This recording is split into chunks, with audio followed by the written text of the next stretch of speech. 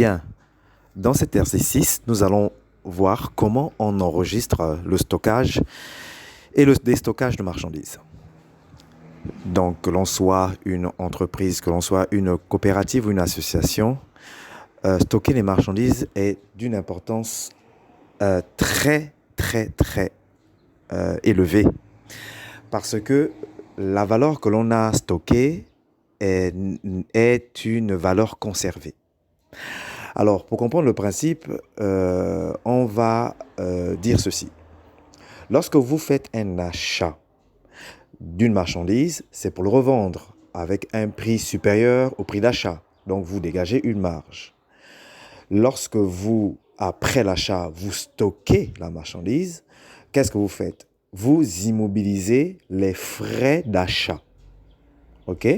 Vous immobilisez pendant le stockage les frais d'achat. Ainsi, une fois que vous ressortez la valeur que vous aviez mis en réserve, une fois que vous le ressortez, vous relibérez la valeur d'achat. Donc, c'est ce principe-là que nous allons voir dans la façon d'enregistrer le stockage de marchandises et le déstockage de marchandises dans le module Caisse 0. Donc, on va dans le lien transaction.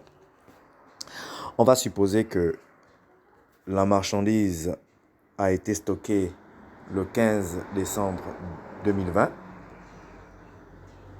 Voilà. En cas de stockage, comme c'est une opération interne, il n'y a pas de tiers. OK? Il n'y a pas de tiers. Donc, c'est aucun niveau du tiers.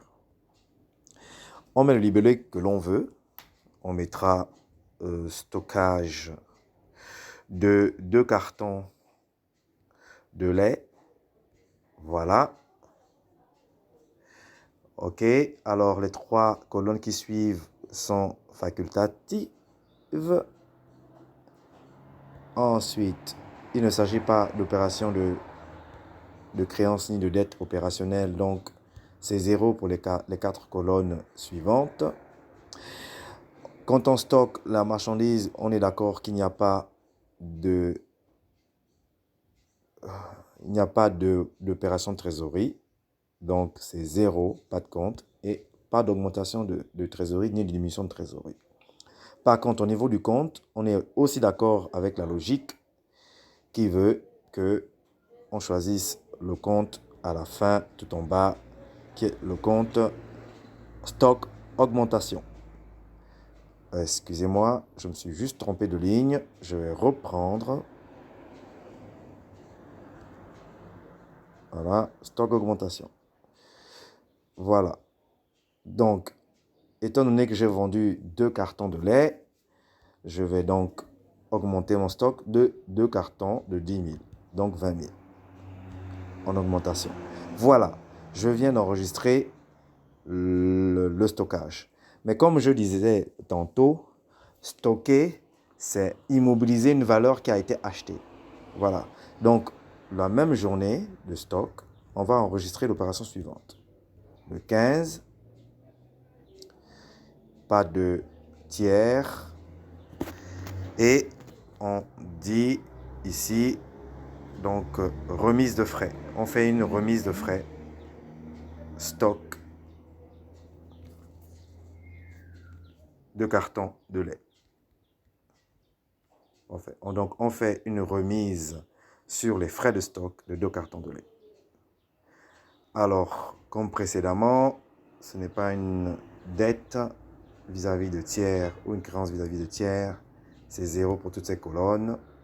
Et c'est non plus un mouvement de compte de trésorerie, puisque le fait de stocker ne génère pas de retrait ou d'approvisionnement en espèces ou dans la banque. Alors, maintenant, la contrepartie, on avait dit que la contrepartie de l'augmentation de stock, c'est la baisse des frais. Donc, on va aller choisir le compte. On va aller choisir le compte frais. Voilà. Frais d'inventaire de stock, variation. Frais d'inventaire stock, variation constatée.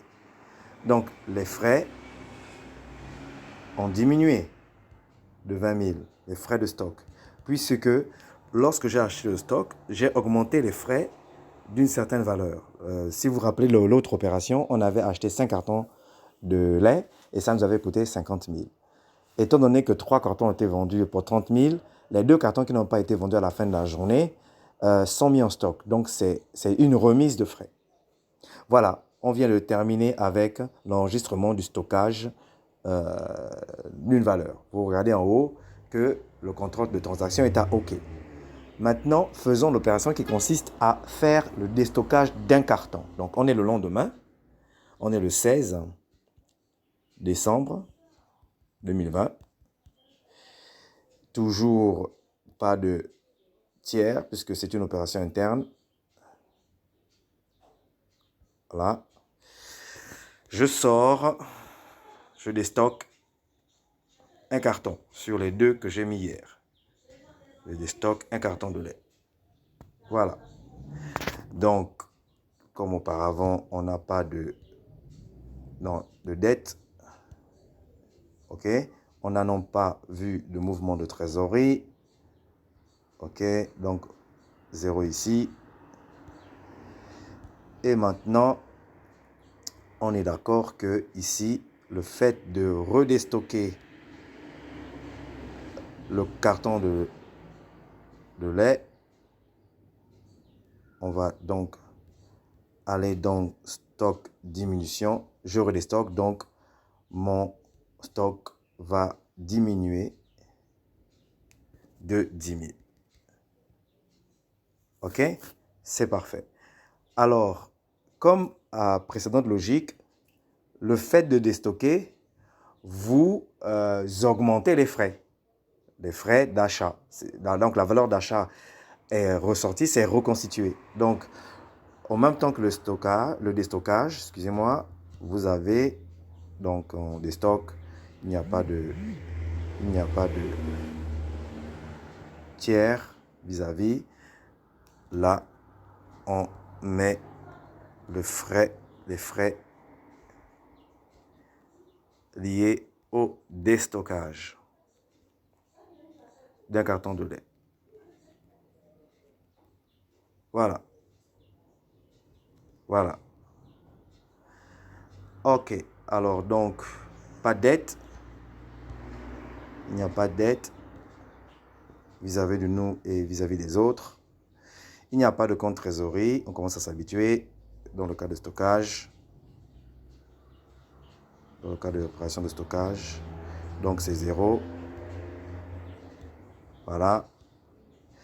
Et ici, on va comptabiliser. Donc, les frais vont augmenter de la valeur du carton qui est sorti. Donc, on y va. Frais. Voilà. Attendez. Voilà. De 10 000. Voilà. Donc, c'est pas en diminution.